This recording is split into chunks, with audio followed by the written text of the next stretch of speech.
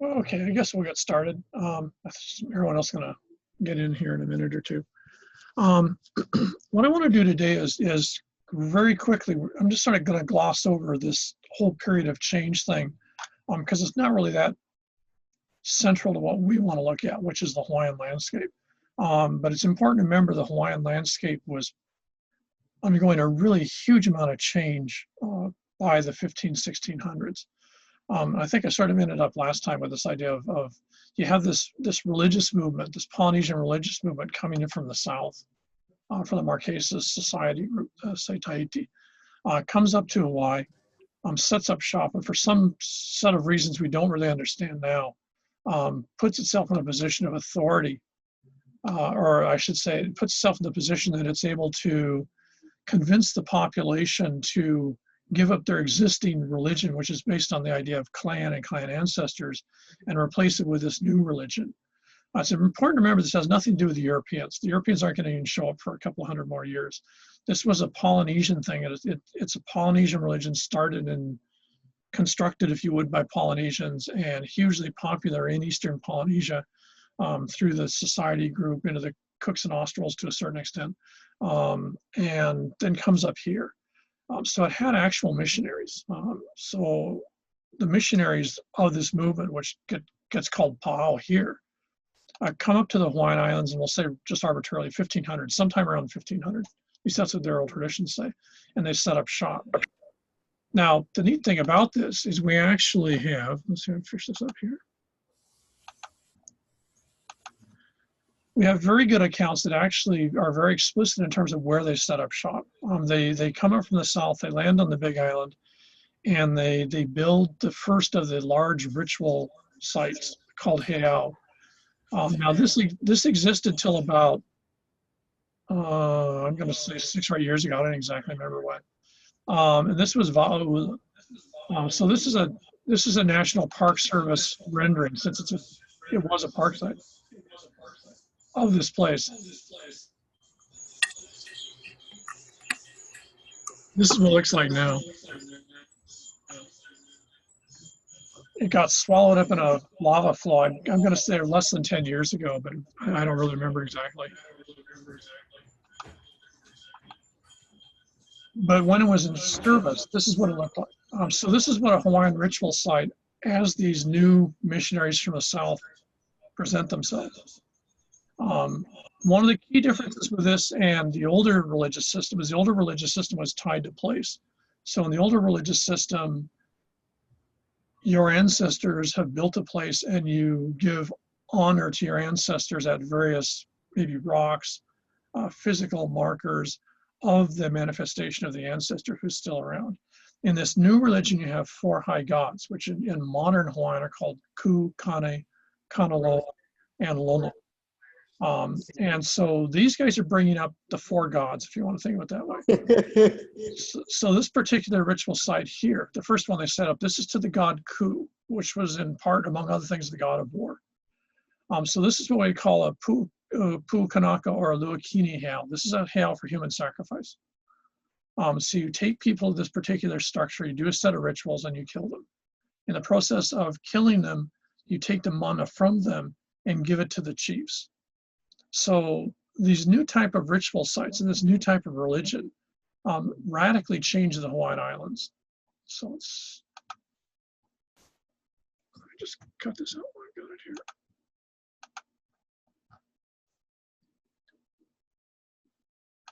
And most famously, you see it here. The Pu'uhonua Honanau, the city of refuge, as it's sometimes called, over in Kona, Ka'u Kona. And so what you get when you look at these places, this is what a heiau looked like, the center of a heiau. Ritual structure, boundaries around it, key or images of either, it's not really too clear whether in some cases these were actually considered images of, again, this is Ku, or if these were images of folks that sponsored or were responsible for managing the place. We're not really too sure. It's sort of interesting that what we don't know about places that still exist. I should point out all the key are reconstructed, but the actual location of the city of refuge is still entirely intact. So when you're looking at these places, these are part of the new religion. These are part of what's brought up from the south in around 1500. And if we segue out of this,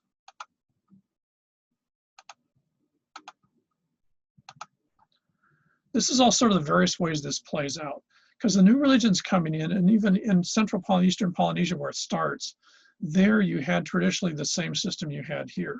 People were tied through their clan to ancestors.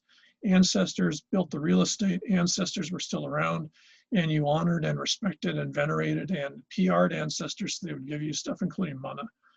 So the old system was basically the large extended networked family, which in Samoa would be called the Inga still today, with folks in charge of the family or sort of managing stuff, matai. And in that was the system you had. The new religion that comes up from Eastern Polynesia says this is all wrong. The new religion says that ancestors were not, just weren't, and that the extended family loyalty group was not actually the way that the gods intended things to be, the gods being the four gods. So they're saying, I guess in the modern context, they were saying that the Polynesians, and when they come up here, Hawaiians were living in, quote, sin, unquote. So you have to bring in the new religion to do it the right way. So this should sound very mission, it's very much missionizing. I don't care what religion idea that you're replacing the old with the new. And in that, there's going to be very little of the old that you accept as being legit because you want to replace it. The new system was very adamant that the way people were supposed to live was in three entirely separate castes of people. At the top would be the ariki, or up here called the li'i. These would be the folks that were in charge of the society. They were actually seen as a separate subspecies of human beings. That's the way the new religion presented them. The new religion presented the ari'i as actually being a different type of thing from the common population. The common population gets labeled in again, in Tahiti, if you've got the ariki at the top, the common population becomes called the manahune. And here they get called the maka'ainana. So here you have the ari'i on the top, you have the maka'ainanas, the vast majority of the population is the commoners. Underneath them, you end up with sort of a mysterious subgroup, which we're not really too sure how that plays out. We know they existed on the Big Island. There's rumors they existed on Maui, but I've never been able to find any actual oral traditions on them. These were called kaua or kauva. And these were considered a group of people who, for whatever reason, basically had no mana. They were actually sort of like Walking Dead. They weren't zombies per se, but they had so little mana that, for example, it wasn't worth the trouble of sacrificing them to get mana because you couldn't get anything. It was like they were like a nearly dead battery. And that becomes one of the main arguments the new religion brings in. In the new religion, mana is not something given by ancestors or the land. In the new religion, mana is given by chiefs. Chiefs are, among their other attributes, chiefs are seen as large storage containers for mana.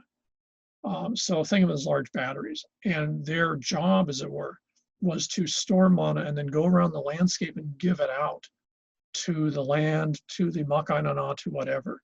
And this oftentimes in the early English accounts gets called blessings, which, it's probably as good a word in English as any. So that's why the maka'ainana have to respect and obey the chiefs, because the chiefs are now the monopolizers of the access to mana. Because in the new system, you don't have ancestors you can get this stuff from. And that's the function of the heiau. The Va'aula, the first one, and then of course this one, the Honanau. The chiefs go to these sites, like Honanau. Let's switch back to that.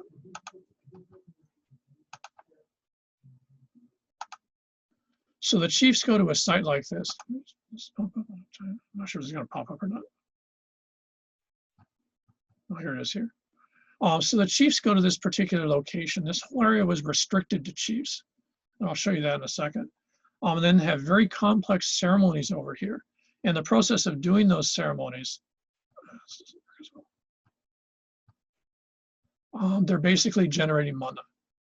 And so they sit at those locations and they get the mana generated for them. And in that process, in that acquisition of mana, that then gives them their power and their responsibility, which they're then supposed to display to the rest of the population.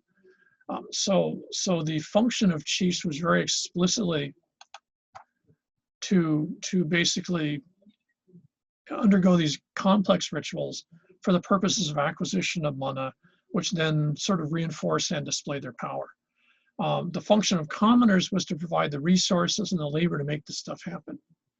So what you get is a small part of the population, certainly less than a couple of percent, that are the chiefs. And they're actually totally segregated from the rest of the population. There's very little interaction between chiefs and commoners in the system of the new religion that's brought in the 1500s. There's an intentional segregation of the two, and this becomes what's oftentimes the word noa, which means unclean, in the sense that the commoners could pollute the chiefs and make their mana ineffective. So the chiefs have to avoid the commoners, and the commoners have to avoid the chiefs on pain of death. And probably one of the striking examples of this would be if we see this.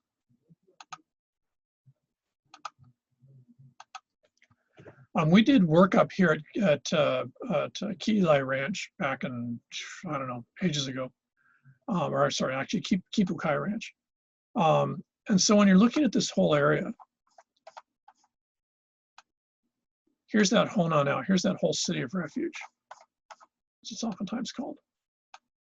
So here's your massive stone structures, this absolutely enormous wall, which is used for the purpose of bounding off the area.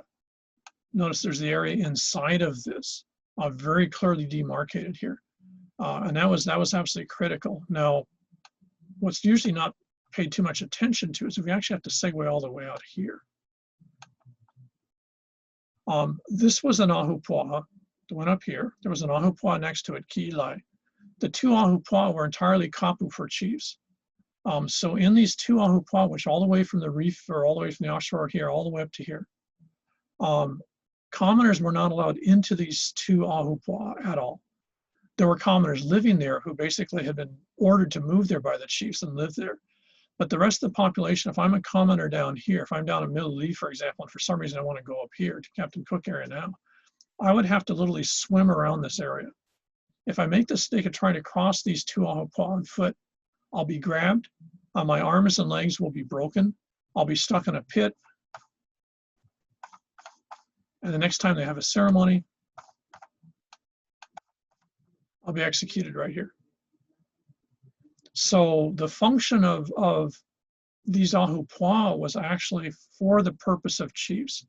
And the reason for that is this was one of the three locations that chiefs generated enormous amounts of mana. So the chiefs would collect here, have these ritual ceremonies, acquire large amounts of mana, which they stored in their bodies, and then they would go around to the rest of the Kona side of the island and disperse this out. The commoners that lived up in this area couldn't get mana unless they got it from a chief. The chiefs got their mana from the ceremonies. So this is the new religious system. So in this new religious system, Heiau become absolutely central. They become the legitimizers, if you would,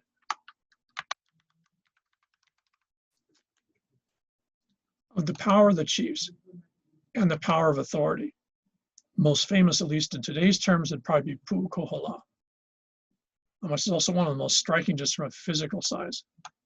Again, absolutely massive, massive ritual sites put on a ridge for the purpose of making a statement about mana and control of chiefs. The only time commoners would have been found anywhere near here is when they would actually turn this off for the purpose of having it repaired or upgraded or something like that. So for a period of time, they'd have commoners working on it, then they sort of would switch it back on, at which point this becomes the purview only of the chiefs. So this is the new religion. And this replaces the old religion, which was based on land and family. And so this is what the Paao system brings to the Hawaiian Islands, is this new way of looking at the relationship of people and place. Now, from our purposes, what's most important is it disengages the majority of the population from the landscape.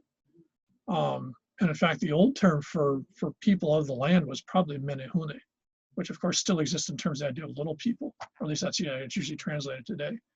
But that was actually, that would probably, and since that's the term in Tahiti for that, that probably means people of the land by virtue of the relationship with clan. Here it gets replaced with this new word, relatively speaking, which really doesn't have any relationship. Chiefs, and in fact very frequently did right into the early 19th century, could order commoners to leave one place and move to another place. Where I do my work in East Maui, for example, the families there, like the Oiokalanis, they're originally from Kohala on the Big Island. The High Chief, Kalani Opu, when he took over that part of Maui, ordered 3 families to leave Kohala, and the whole group of them just were ordered, you now live in East Maui. They had no ancestral relationship to that land. They had no clan or ancestor, any sort of other tie to that land, but the chief told them to move. So what happens is you lose your relationship to land based on history, if you would, and family, and it's replaced by people in charge making decisions. And of course, along with that, then this old religion gets replaced by this very specialized, very caste-based religious system by and for the power of the Ari'i, the chiefs. Now, one of the other things that happens in this period, especially with this population on, say, like the Big Island, but also on Maui and Oahu, as this new religion comes in, we're not sure what the relationship is, but at that same point, or as a result of all this, what you see is a real increase in specialization. By the 1700s, especially the 1700s, the high chiefs, especially on the Big Island, but also Maui, start to really revolutionize their societies. And among other things, what they do is they sort of make it like what the Europeans had in guilds. If you're a commoner and your dad made canoes, unless you're totally bad at it, you're gonna make canoes because that's your dad's job, so that's your job. So you inherit your job, you inherit your career or your skill set. And what you have in that then is your main thing is then making canoes. It's not fishing, it's not planting crops, something like that. Someone else will be a farmer, someone else will be a fisherman. So what you get is a real massive increase in the amount of specialization. Whereas in the old system, if you're part of a family and the family lives in the Ahupua'a, everyone does stuff. Someone might be better at making canoes, so they sort of allocate that task to them. But they're also expected to be a fisherman and a farmer and do the other stuff. In this new system, what you get is people that actually are task-specific specialists. And this occurs throughout the system, especially in the Eastern Islands. And what that means now is Ahupua'a becomes a little less relevant in many ways, because now the chiefs are defining who lives where, and to a certain extent, the chiefs are defining what you're going to do when you grow up. Now, one of the side effects of all this, of course, is when the Europeans arrived, Cook and these other guys, one, they're European military. Most all your early explorers were out of military forces. Secondly, is they're coming from very structured, very caste-based European societies. Most of Europe consisted of peasants in the 1700s, early 1800s. The British were slightly different, but even in their case, you had a landholding nobility, and then you had everyone else. So when these guys land in Hawaii, when Cook arrives here, when La Perouse arrives here for the French, when all these other guys arrive, Kotzebue for the Russians, and they see the Hawaiian society in the late 1700s, early 1800s, what they actually see is a mirror of their own societies in many ways that holds to the same structure and values, but it's obviously entirely Hawaiian. And this is one reason, as we see when we get into monarchy, that the Europeans were, to a certain extent, legitimizing the Hawaiian structure of state because it reminded them of their own.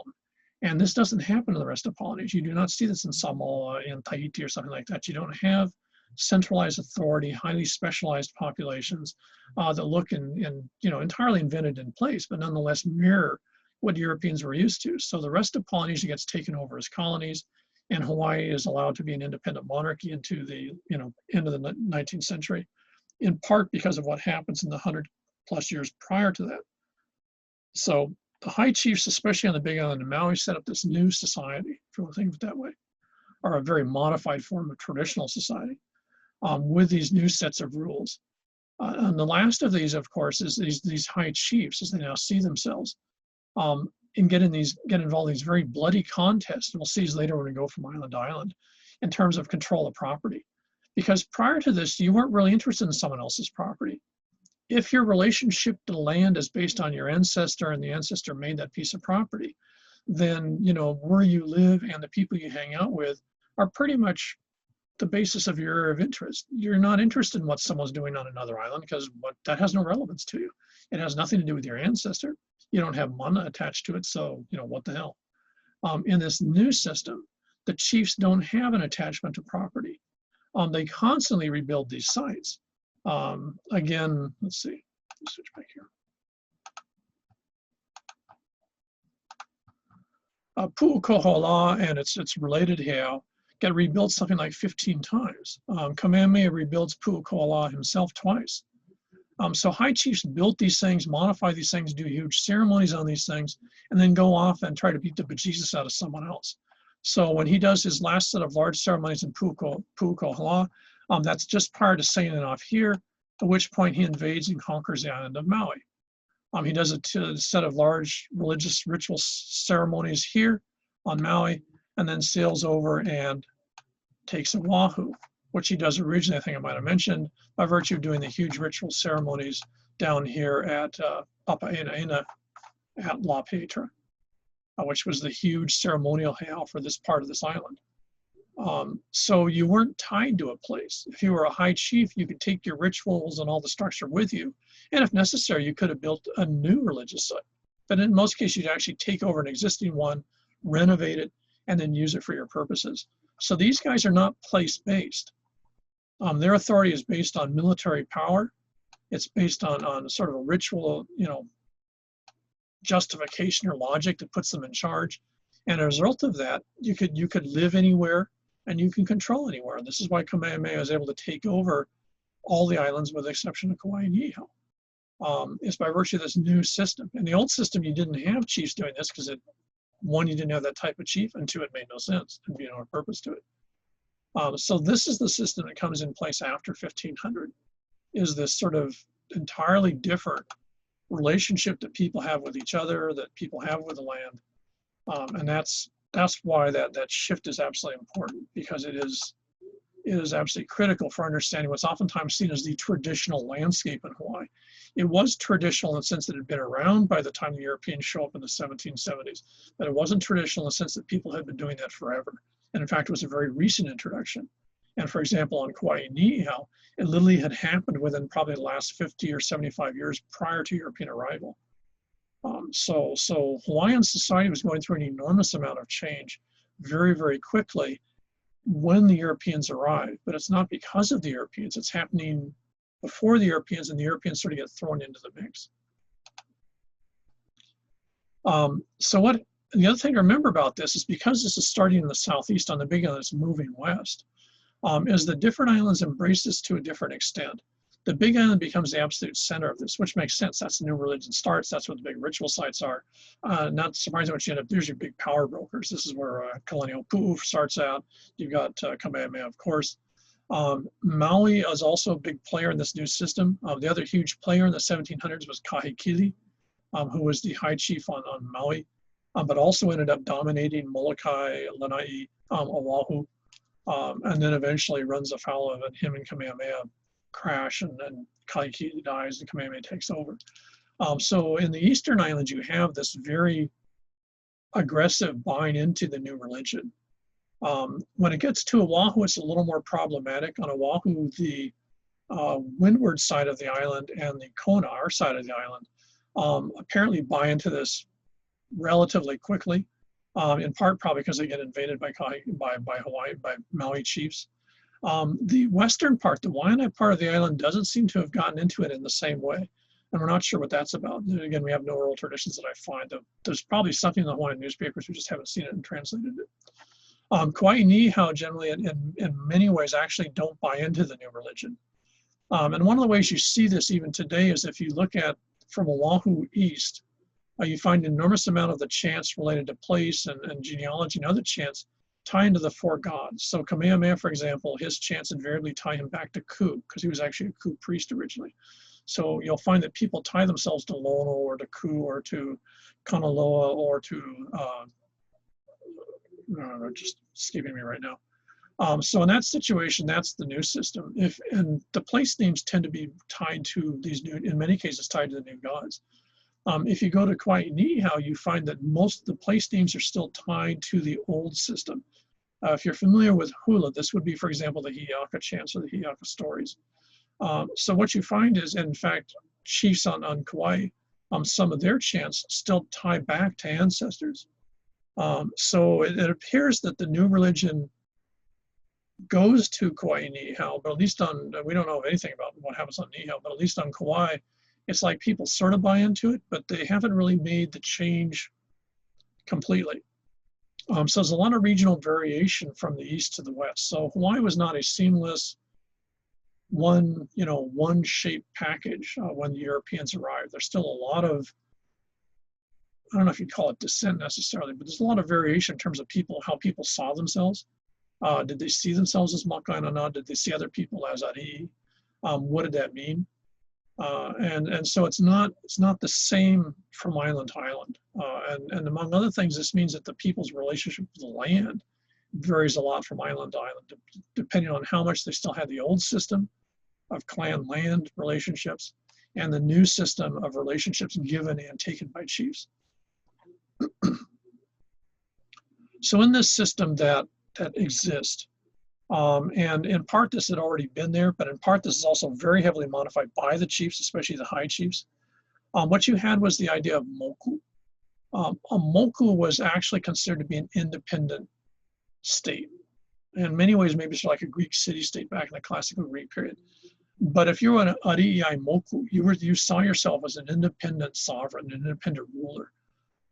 And most of the conflict you get in these 1700s, again, if you look at Kamakau, especially in the eastern part of the islands, is ari'i moku, or chiefs of moku, who decide that they want to increase their property. And they're going to do that at the cost of their neighbors, another ari'i moku. So what you get is chiefs fighting chiefs, and chiefs taking over property is part and parcel of this idea of the moku. And so this was the biggest thing.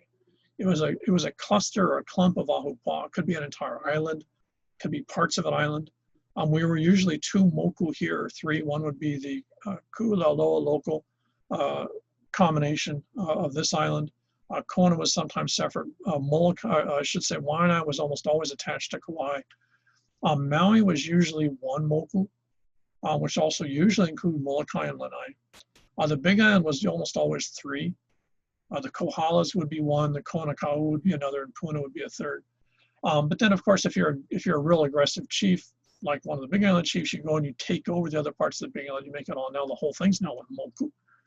So moku was a variable term, but its basic key here is an independent state. You went to an independent country. So this becomes important because oftentimes the stereotype we have today is of Hawaii being one thing. And that's not how it was seen even into the time of Kamehameha taking over. It was separate political entities. People identified themselves as separate things. And if you'd said, "Are you Hawaiian?" they would have looked at you blankly, because that's not the term they would have used. They would have seen that as, "Well, I'm of the moku of whatever the old equivalent term would be for Oahu or whatever." So they didn't see themselves as part of a generic entity that the Europeans did, who saw the Hawaiian Islands as a package. As I think I mentioned before, your main land unit is the ahupua'a. That's your system of space. And what you have in there is subsets, and this was very important to the chiefs. The system that comes in, that the chiefs bring in with this new idea of land management, they were very, very explicit about targeting particular locations that either had very specific resources they wanted to access themselves, or they were very specific things that they wanted in the sense of a particular food or something. So you find in the 1700s a massive increase in the number of what are called ili or kipuka. It's got misspelled here. So let's go and take a look at that.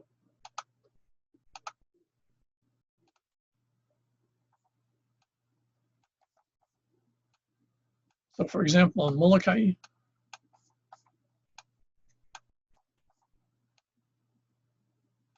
here's one ahupua'a here. And the resources that ahupua'a would have been under the management of a chief. This all would have been under the high chief, the ari'i moku, who managed that whole cluster of islands based on Maui. Having said that, Ari'i fish pond here, or local Ari'i, would have actually been a separate ili. And what that meant is this would have been everything that came out of the fish pond would have gone to the chief directly. In this other system, if you're one of the folks, one of the Makainana living here, you paid taxes or tithe to the chief, but the rest of the food was yours. But if you're actually living here, You spend part of your time laboring to manage the fish pond here, but everything that comes out of the fish pond belongs to the chief. If you want fish, you have to go fishing outside the fish pond. If you get caught stealing, as they would say, stealing some of the fish in the fish pond, mind you, it's your property, but if you get caught this, then again, you find yourselves, your arms and legs get broken, and you're put at Pai, which is down this way somewhere, which is the huge sacrificial heiau for this part of Molokai. So the penalty for breaking the rules, which were called kapu, that had been placed by the chiefs, was almost invariably death. And the chiefs were very good at sort of, making that sucker happen. So on Molokai, for example, almost all the fish ponds, and there were literally, I think, 27 fish ponds, you can see 3 of them just right here, all were not the prerogative of the people that lived there. Every fish that was inside of here belonged to the high chief or chiefs that he gave it to. So these were all ili. And if there were a particular, say, a grove of, say, something unique, like, I don't know, breadfruit, which there's actually a little cluster of here, that breadfruit might have been called a kipuka, and that too would be only for the chiefs. Now, this wasn't the old system. In the old system, everything in the Ahupua'a would have belonged to all the folks, all the family that lived there in the clan that had, access to this property. So this new system changes access to resources and the labor tremendously. Most of the fish ponds were probably put in the 1600s because the chiefs could not only order you not to touch something, they could also order the commoners to make this. So they could say it to everyone down this part of Molokai, I want you to build this wall, and I want you to maintain this wall, and I want you to manage and raise fish in here, and I want you to give me all those fish. And the Makana would have had to go, okay, because that's the way the game was played. That's the system that the new religion brings in. That's the system that becomes what we oftentimes think of as the traditional Hawaiian state. And so what you find is the Makana become, in large part, the equivalent of peasants in the European system. They're your production force, they're your labor force, they make and do everything. The ari'i are consumers. The term you sometimes will hear underneath this would be konohiki, or land managers, who on the eastern islands invariably were chiefs also. On Oahu and Kauai, it's a little more interesting. On Kauai, it's very explicit. These are actually commoners, Makainana or konohiki. On Oahu, it varies. In the Waianae side, konohiki were actually Makainana. On the windward side and over on this side of the island, konohiki were almost invariably ari'i also. So you've got this very segregated society. By the 1700s, it's very structured, it's very organized, it's highly ritualized. Now, one of the side effects or results of all this is you have these incredibly complex, incredibly rich, incredibly effective systems of food production. And this, of course, becomes one of the most famous aspects of the Hawaiian system, is the, tremendously efficient and effective wet field system, which oftentimes sort of the stereotype of all this. Let's go up here and see one of these.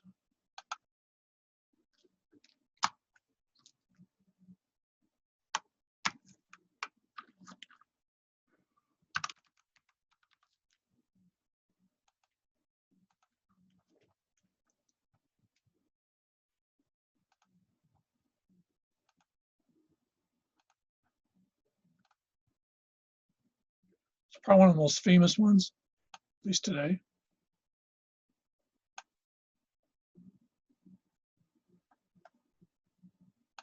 Is the enormous field, well, by our standards, enormous field systems you see up in Honolulu, Waikani, and this valley are smaller ones. This is the classic wet field system. So what you do is you have water that's brought down, you manage the water, you run the water through ditches, drainage ditches called awai, and you basically feed this system of planted areas. Now, if you remember, I mentioned earlier that when the Polynesians arrived here, the plants that they brought were not really suited to the environment they find themselves in. Over hundreds of years, they make it work a little better. But you have to remember that the crops coming up from Polynesia, specifically the dalo, it's actually a swamp plant. It's supposed to grow in swamps. So if you want dalo to grow, you actually have to replicate a swamp. And it's a swamp with very particular conditions. Dalo only grows within about a 5-degree Fahrenheit change in temperature of water. The water needs to be moving very, very slowly. It can't be still. There's a whole, dalo is a real prima donna when it comes to agriculture. You just have to do everything exactly the way it wants, or the bugger's going to die on you. So when you look at these field systems, they're incredibly complicated because there's a whole set of criteria just for the dalo to grow that you have to make happen. You just don't sort of make a puddle and then throw the dalo in there and have the sucker grow. And this is probably one of the things that people don't really realize unless you, as I have, unless you actually get involved in planting and field systems, is how complicated it is. Now, when the Europeans arrived, because of their stereotype of the Hawaiian Islands, they see something like this, and they see something like this and basically think, oh, God made this. Look at how paradise this is. This is so pretty, it's so green. And look at that, God put all these ponds in here and the Hawaiians just go out and pick the food out of the ponds. So they totally misunderstood the fact that every single inch of this part of this island up to about here is the result of human effort. Hanalei is a man-made field system. Hawaiians made every damn inch of this thing. And even the river itself, where it is now, is there because Hawaiians moved it to that location. So this has been managed within an inch of its life. It's not accidental. It's the result of absolutely enormous amounts of human effort in very sophisticated ways, not the least of which is, for example, you leave the vegetation back here, and you don't plant dalo in these areas, though you could. In fact, this area used to be in dalo. But you intentionally don't because you want to use this as a break of plants. Having the more natural vegetation back in here meant that you controlled stream flow in heavy rain periods. And so there were a bunch of reasons if you're a farmer why you actually, if you're very sophisticated, you actually have this mixed type of pattern because that allows you to more effectively plant here. And of course, this area you can see also used to be in fields. So you have this very complicated, very sophisticated manipulation of the landscape. And this is what the Hawaiians did. They managed the landscape into an inch of its life. And in doing so, provided enormous amounts of food resource for an absolutely huge population by Polynesian standards. And in the modern context, dalo is one of the most, on a per acre basis, is one of the more efficient food crops you can get, though the varieties here grow slower. So this is the system that ends up in the Hawaiian Islands under control of chiefs and a large management system where you can organize a large number of people. Because, if you're going to put these, we'll say that we're going to put these fields over here back in production. Looks like there's about 8 fields here. This would take, in a modern context, if we had a group of people doing it, this would take a team of probably 10 or 20 people about 3 to 6 months to do. Because among other things, you have to take out all this vegetation, rebuild these walls, rebuild this wire drainage ditch here, looks like, and then figure out how you're going to actually lay these suckers out and get it started. So this is a result of a lot of effort. And then you're going to have the people coming in every 6 months or a year to redo this and manage it and make sure it stays up to an optimal level. Even with modern agricultural techniques and equipment and stuff like this, working in a lo'i is just backbreakingly brutal labor. But it's fairly effective in terms of the amount of food that you get out of it. And so when you look at this landscape, this is not a natural landscape. There's absolutely nothing natural about it. Every inch of land here, if you look at it carefully, you can see by virtue of the patterns here, this is all entirely person modified. People made these ponds. People diverted the streams to come down here and do this. In fact, you can see some of these diversions still intact here. So the landscape of the lower elevations by the 1700s on all the islands is completely off the charts in terms of, this classic stereotype. What's another example here?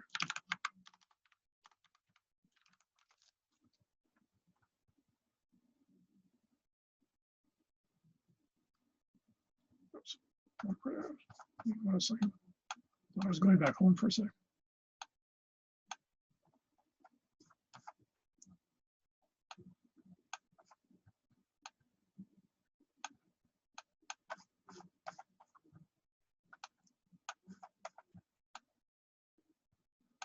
So if you look at this little section of Maui, what you've got is exactly the same thing.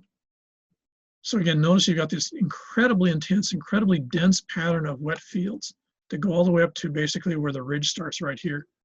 It goes all the way out to the point. So every square inch of property that you can manage and modify has been modified and is set up for the purpose of generating food resources. And this is how you did it in the wet districts. So this becomes sort of the stereotype is if you're looking at Kenai, if you're looking at Honolulu or Hana or someplace like that, is of these wet field systems. Because these were something the Europeans could understand and recognize, the Europeans didn't give the Hawaiians enough credit for how much effort this took. But if you're a European farmer, this is obviously a farm. You know, it's got boundaries to it. There's stuff growing in it.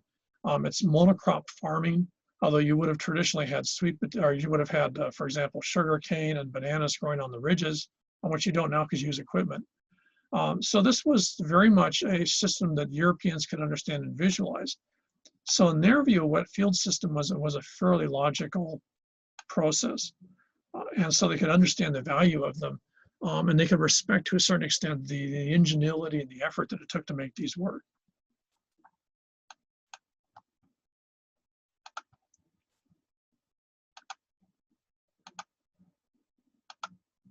Oops, what happened there?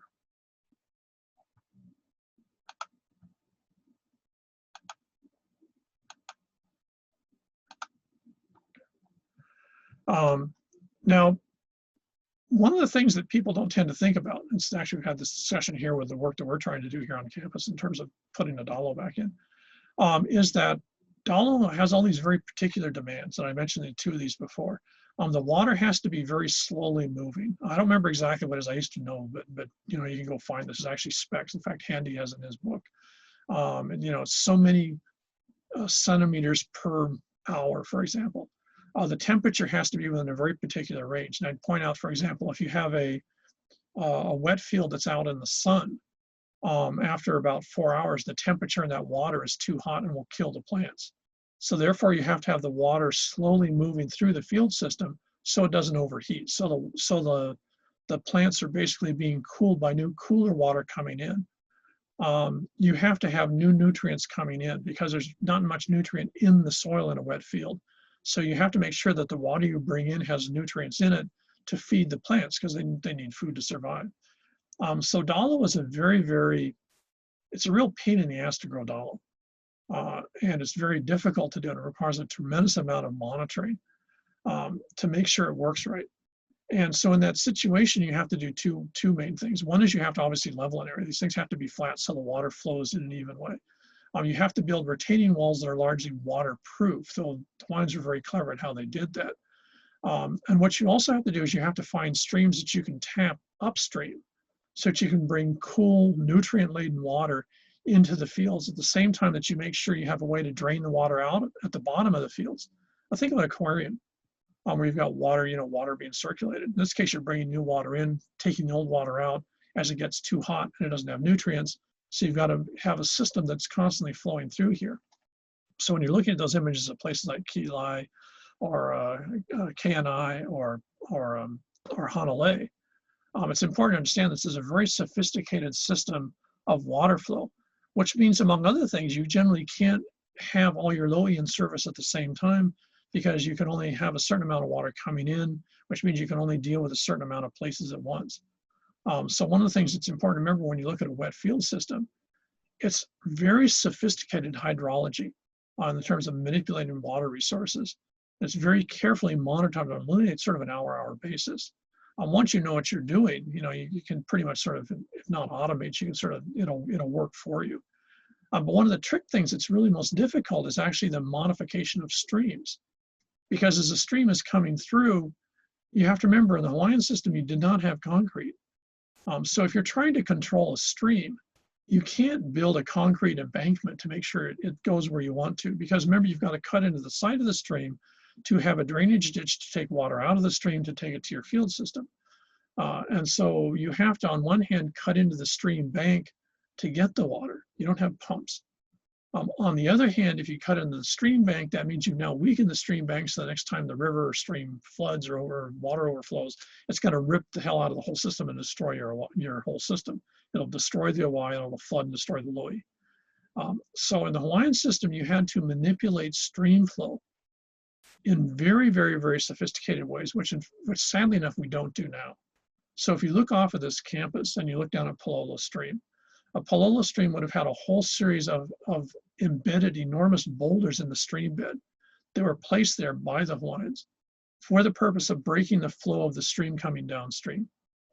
where those breaks occurred, because you had the turbation of large rocks. Think of like what they call whitewater, rafting or something like that. On one hand, you have that whitewater foaming all around, but what that means is just downstream of that whitewater, there's very little energy because all the energy has been dissipated in whacking that rock. So down below, you'll get a fairly calm pool. So if you're Hawaiian, what you do is you put rocks to replicate sort of a whitewater situation, but you put those rocks where you want to. Just downstream of those rocks, that's where you cut a side in the bank to take water from the stream.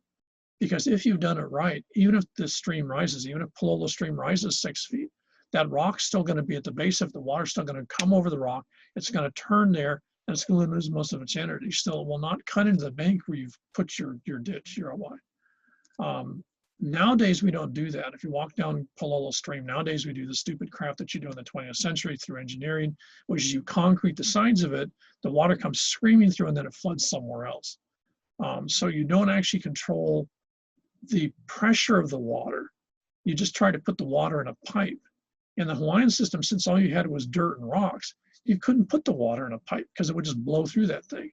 So what you do is you learn how to manipulate the pressure of the water so you don't need a pipe.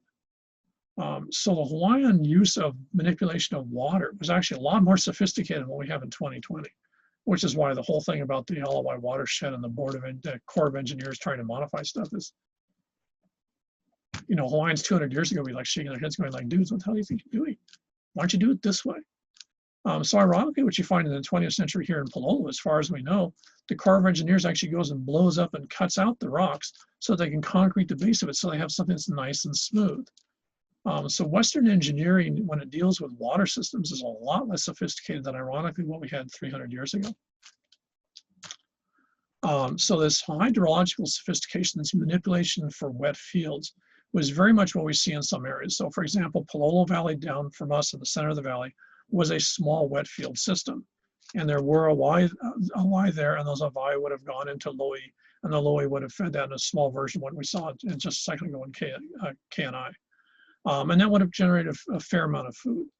It's pretty fragile. The stream has to flow. You have to have, temperatures be within your parameters and stuff like that. But because of the way you've set it up, the way you've managed and manipulated Palolo Stream, a large part of the time you could make that happen the way you wanted to.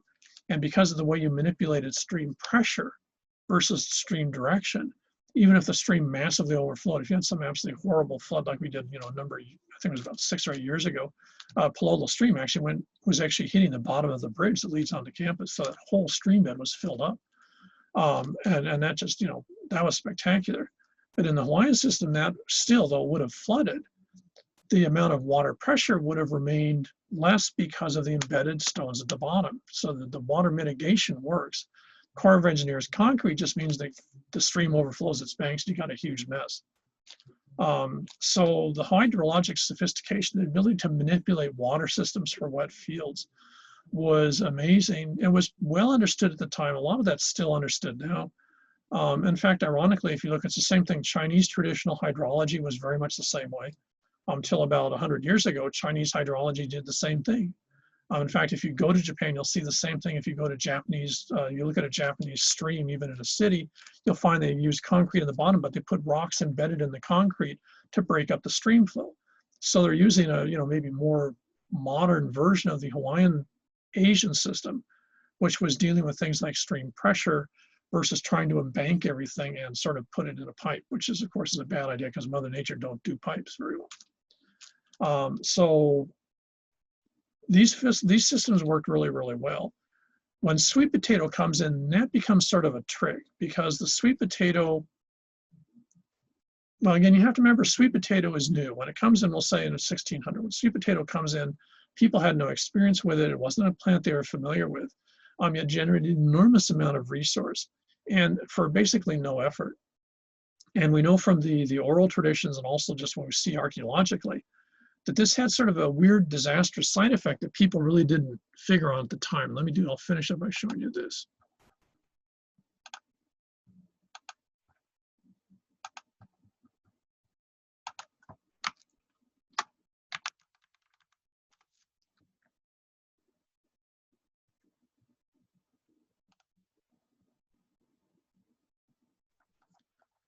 Okay, so if you go to our part of town, the system up here was a wet field system. The system in here was a small wet field system. This part of Palolo all down here was all a wet field system along either side of the stream. So all this flat section was in wet loy. So it would have looked like Honolulu in miniature. When the sweet potato comes in, and I should point out that outside the wet fields, it would have been a little, and maybe in these marginal areas on the side, pretty much where the houses are now, would have been the limit of agriculture.